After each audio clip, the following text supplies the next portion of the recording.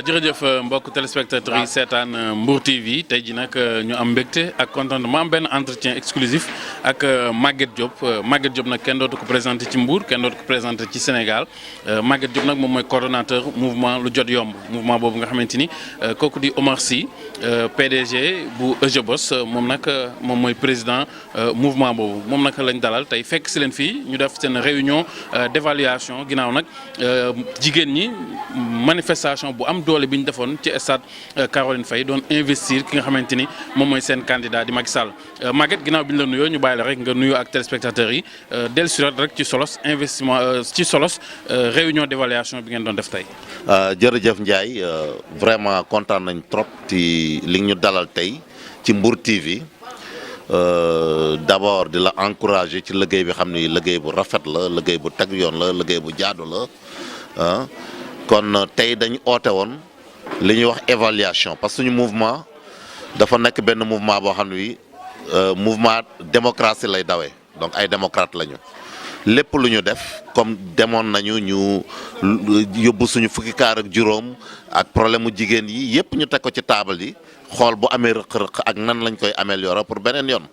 donc dégg nga fi toog nga fi dégg nga ku nekk lu mu wax nit ñi kontaan nañu mobilisation bi baax na suñu présence ma fa elle est effective am nañu visibilité bien que ñun duñu def bruit yu bëri ci mbir yooyu voilà.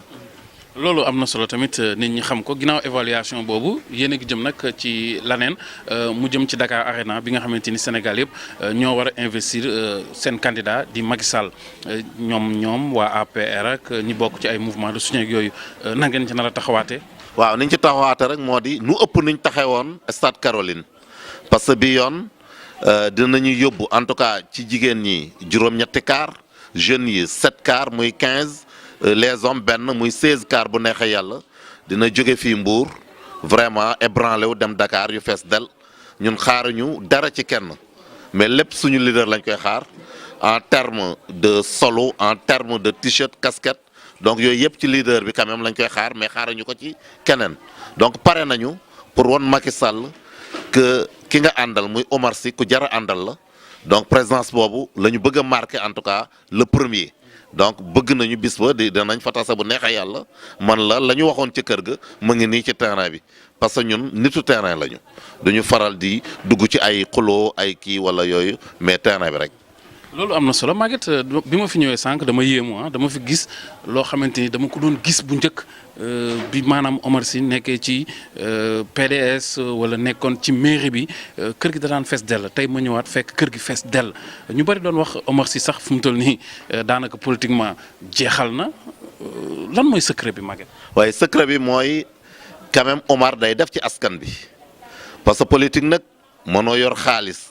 di politique yor ndomboy tànk. di politique amaloo njariñ doomu aadama du la topp secret bi mooy Omar Sy jigéen ñi nga des si rek am nañu juróom benn fukki cellule ak juróom-ñaar yoo xam ne ñoom ñëpp financé nañ leen donc loo xam ni ëpp na 18 millions tey am na 2 millions yu des muy 20 millions donc bu pare dina leen gën a renforcer ci financement yi looloo tax tey sax par rapport ak AG yi doon am dañ doon tànt ci biti parce que nit ñi xajuñu fii wala nit ñi dem ba ca mbedd ma kon Omar nii la musa mel parce que mënoo yor say jigéen at mu jot nga tànn ci ñett jox leen billet Màkka yor say cellule yëpp nga financé leen ku ordonnance doo tànqam lu dëj ku am problème nga faj ko ku am problème facture nga faj ko mais mu nekk lu constant ci loolu même parrainage bi ki xam ni moo mieux parrainé donc daf ko primé daf ko jox 100 000 ci kanamu ñëpp donc moom noonu lay doxale secret mooy dafa jige askan wi day jàppale askan wi mais boo jegee askan wi te amooloo njariñ askan wi kenn du la topp donc loolu mooy secret du leneen. Maguette jëm ci wàllum parrainage bi gis nañ ni yéen a ngi wax ay 3000 ngeen am ci parrainage bi mën nañu xam parrainage bi lan ngeen ci taxawee. waaw xam naa chiffre bi comme dañ ñoo dénk ñuy wàññi pour kii bon donc suma moral du ma may ma koy wax te yor chiffre ñeneen ñi mais li am daal mooy ñoo ngi ci peloton de tête bi waaw. donc bu noonu ñaari jiitu ci ñaar yooyu ci la ñu bokk ma wax la loolu kon tey am nañ taxawaay bu dëgër bu fës bu wér bu wóor ba fi may wax ak yéen nii moo yow nii maa ngi juróomi téeméer lu fi yoo xam ni bu neexee yàlla àllarba dinaa ko eggee président Tanor délégué régional parrainage bi. Maguette ci wàllu politique dañuy wax gis ngeen li ngeen am ci mbooloo parrainage bi gis nañ li ngeen xamante ne loolu ngeen ci liggéey mais dafa am ñuy wax ni Omar Sy ak li mu def ci dëkk bi ak politiquement ni mu toll ci dëkk bi ba am ay nit ñu naan Omar Sy poulain Omar Youm la en tant que coordonnateur lu jot yomb. waaye Omar Youm de fait ministre d'État la jige président ah nekk également ma wax la xaritam la kilifa la xaritam la parce que bi Omar Sy di ñëw. APR Omar Youm ak député Siré Ndiaye ñoo ngi toog waaw donc dañ ko fekkee bi wax ak Macky Sall ñooñu ko xam na nitu Macky Sall la ñun duñu poulain kenn waaw mu leer duñu poulain kenn suñu poulain bopp lañu poulain lu jot yomb mais quand même xam naa Omar Sy jarbaatam la moom Omar Youm Siré Ndiaye it jarbaatam la donc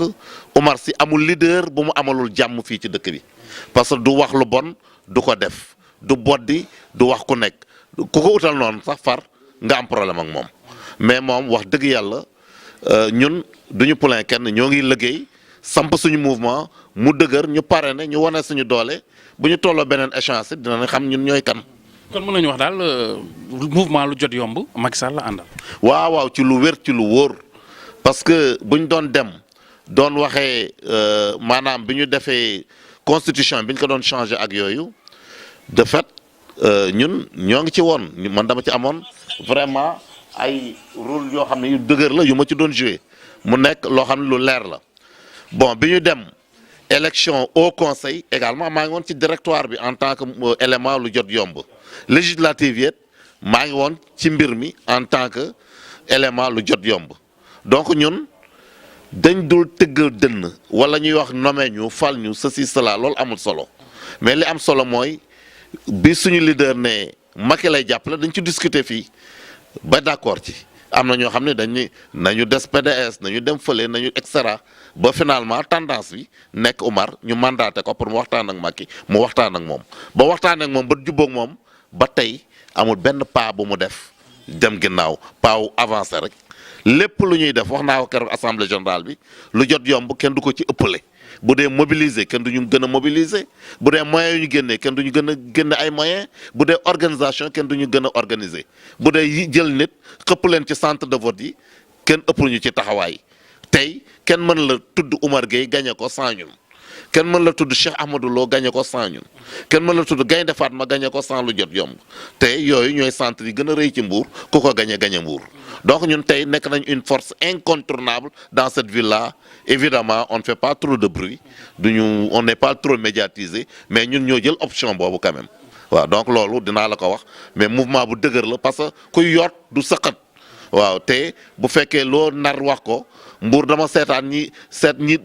xam fu ñu jëm yëpp egguñu donc ñun loolu la ñuy moytu jaan ji màtt ñooñu la ñu bañ mu màtt. non da ngeen di bañ jaan ji leen màttoon màttaat leen parce que déjà gis nañ ni jaan ji leen fi màttoon loolu ngeen di bañ rek mu màttaat leen moo tax ngeen di gas ci suuf rek di gas ay tunnel. wax nga dëgg Ndiaye Diatta xam nga yaa ngi fi woon mais 2019 suñu liste bi ku ne woon liste bi mën nañ ko gagné Mbour mais da nga koy weddi. 2009 ténor yëpp a ngi ci woon mais ténor yi ci nekkoon ñu investir leen ñoo jàkkaarloog ñun. ni liste bi la ñuy daaneel dañ leen sanctionné parce que bu ñu gañee gars yi ñooy jël nekk maire bi et cetera donc calcul yooyu xam nga yu mel noonu maanaam politique dafa bari ay affaires yoo xam ne yi galgal voilà donc il faut ñu moytu galgal yu mel noonu waaw di xool kan la ñuy àndal ndax kooku wóor na ndax kooku wér na ndax kooku dëggu na waaw ñu vraiment xool parce que fi mu nekk kenn mën la dem ay élection te demoo ci coalition mënatul nekk mënoo gagné élection te amoo coalition mais booy coaliser benn nit nga dem ba ca digg ba mu ne liste bi de bu kiiwee gars yi ñooy jël maire bi damay voté ko doo xam nga yooyu également politique dafa doy waar dafa salte te politiciens yi seen bopp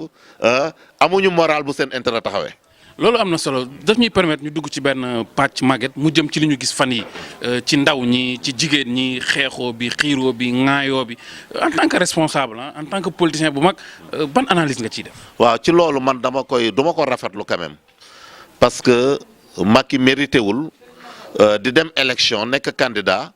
vraiment ñi ko jege di am yenn comportement yoo xam ne Sénégal dañu leen di jëppi parce que lépp lu ñu def ba Sénégalais yi jëpp leen day këpp ci Macky Sall donc il faut que nit ñi def ay analyse moytu loolu parce que amul enjeu nga nekk enjeu bi mooy tey Macky toog fi parce que bu ñuy def la mooy kii ba mattoon PS ba Abdou Diouf di leen wax maa ngi ñëw rek ngeen di xotti maa ngi ñëw rek ngeen di xotti mais mujj ci moom ci boppam dafa daanu donc il faut que nit ñi bu nit ñi di ñëw di defar di mobiliser pour xëpp ko Macky mais il faut que ñu ànd ak discipline te ñi koy gën a def nag ñi gën a yàq mooy ni amul ñetti doomu aadama donc ñooñu ñooy gën a yàq mais ñi xam ñu am nañu doole dañu xëpp seen doole Macky Sall yaakaar naa yéene bi ñu am vraiment nit ñi war nañ ko accompagner parce que bala nga ne naam nag nekk fa bon bu fi Macky nekkul ay directeur général ak ay PCA ak ay tel ministre ak yooyu yëpp dañ fiy jógee donc il faut que nit ñi xoolaat seen bopp xoolaat seen comportement jàppale Macky Sall pour mu gagner pour que wax dëgg yàlla projet yu rafet yi mu am ci Sénégal mu mën ko wéyale. Maguette ñu gis la tamit nga pertinent lool macha allah ci analyse boo doon analyser élection yi ak opposition bi Macky Sall war na mën a jàll premier tour. waaw Macky de fait dina jàll quand même premier tour mais il faut que ñu gën a góorgóorlu pour mu mën a jàll au premier tour mais score yi doon am ñu doon wax temps Senghor ak yooyu temps pas Senghor ak yooyu ñu doon ay 99% 98% yooyu mënatul la am Sénégal moom bu ñu waxante waaw parce que am na ay forces yu émergé am na ay pôles yu constitué donc te ñooñu xam nañu état mën nañu liggéey am na ñu bëgg ci dëkk bi donc loolu il faut ñu sóoraale ko kon li war mooy tey jigéen ñi wane nañ ñoo yore majorité ndaw ñi bon ils sont divisés donc loolu baaxul man rafetlu ma seen division bi mais il faut que ñu liggéey pour am forte majorité autour de Macky pour mu mën a jàll au premier tour avec au moins 70-68%. léegi bu jàllul premier tour nit ñi xool ba jàllul premier tour jafe-jafe la parce que en Afrique chef d'état boo xam day dem deuxième tour c'est très rare mu génn ci waaw gars yi dañ lay soto kii ko dañuy wax tout sauf tel waaw mais maintenant ñi koy jàppale ñoo war a gën a laabiir ubbi seen xol bàyyi seen siisaay yi parce que loolu amul sens booy siis booy daanu foo jëm nit ñi dañ lay rey à la limite donc ñu yaatal pour que Macky mën a jàll moom mérité wul vraiment niñ koy def noonu te moom xam naa sax du ko nangu parce que du nature am nit koo xam ne kii kële yorul dara ngay siis kële di et cetera parce que carte dof ba carte gumba ga carte ñooñu yëpp carte rek kenn du xàmmee carte nañu jël carte yi jox ko mais dans la discipline ñu assurer pour parce que élection du yomb surtout yu mel nii Sénégal dañu am maturité Sénégal dañu am dogute également te nit ñi dañu mën a voter au Sénégal donc il faut que ñu def attention discipline parce que bu la nit ñi jëppee rek pare nga waaw te en général nitu pouvoir dañ koy gaaw a jëppi parce que arrogance bi la da ngay defen yow da ngay dem ba defen dootoo nit sax waaw te yàlla rek moo la jox nguur te yàlla day nangu nguur. kon bu yeboo daal ñi nga xamante ni ñoom ñooy parti bii di APR nekk au pouvoir ak seen i alliés ñu def ndànk te bañ a naagu. waaw nañu def ndànk bañ a naagu liggéey dem ci xale yi surtout la France jeune def porte à porte donc ñun ñëpp war nañ ñàkk kilo ay kilo yu bëree bëri ci li ñuy dem ci nit ñi def proximité pour jàppale Macky Sall mu jàll premier tour parce que enjeu bi ci mu jàll premier tour la mais enjeu bi du pour vraiment di wax nii day non bu ñu rêvé nañu ñefe boole suñu doole mu jàll largement premier tour mbir mi féete ginnaaw. mouvement lu jot yomb lan mooy ses ambitions au niveau communal. waaw ñun suñu ambition de toute façon wax naa la ko quel que soit alpha. taxawaguñu di wax ñun lii la ñu bëgg ak lële la ñu bëgg mais daal dañuy liggéey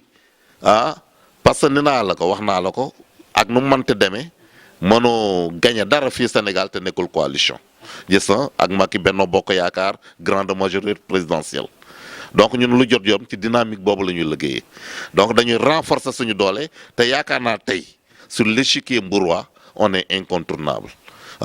waxuma la de ku ñu àndalul doo gagné mais ku ñu bàyyi di nga am jafe-jafe.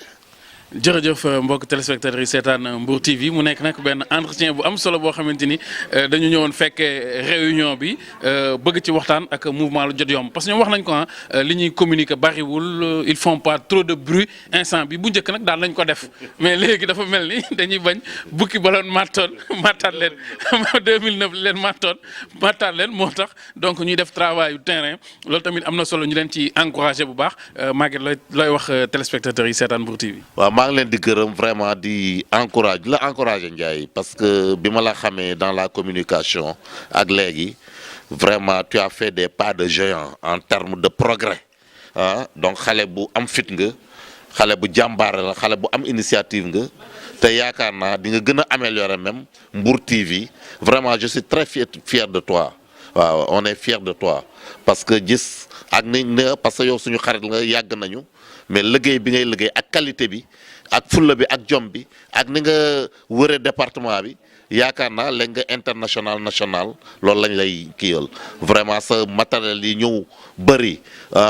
parce que bu kiiwee rek ci Mbour lay impacté wu parce que léegi Mbour TV est incontournable sur le paysage médiatique donc dañ lay encourager di rafetlu sa produit bi di rafetlu sa production yi di rafetlu sa émission yi di rafetlu sa taxawaay ci dëkk bi vraiment tu es un citoyen modèle par rapport à ça.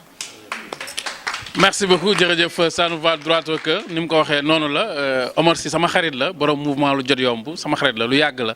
ba léegi nii démb rek lañ mujjee déggante moom it ñu ngi koy sant bu baax di ko gërëm di ko wax rek fi nga xamante ni foofu nga teg sa tànk foofu la Maguette moom it ñu ngi koy sant parce que c'est un fin politicien c'est un stratège vraiment gis nañ ni bi mu ñëwee ci mouvement lu jot yomb ba léegi dégg nañ fi ci kàddu yi nit ñi li nga xamante ni def na ko li nga xamante ni ràbb na ko ba fi mouvement lu jot yomb àgg tey mën nañu wax ni moom moo ko fa àggal ci ndimbalu kooku Omar Sy donc ñoom it ñu ngi leen di ñaanal succès bu bëree bëri li nga xamante ni loolu la ñuy séentu ci dëkk bi li ñu bëgg ci dëkk bi yàlla defal leen ko ñi ngi sant ñëpp di leen gërëm di leen jox dox la ja rek beneen interview incha allah.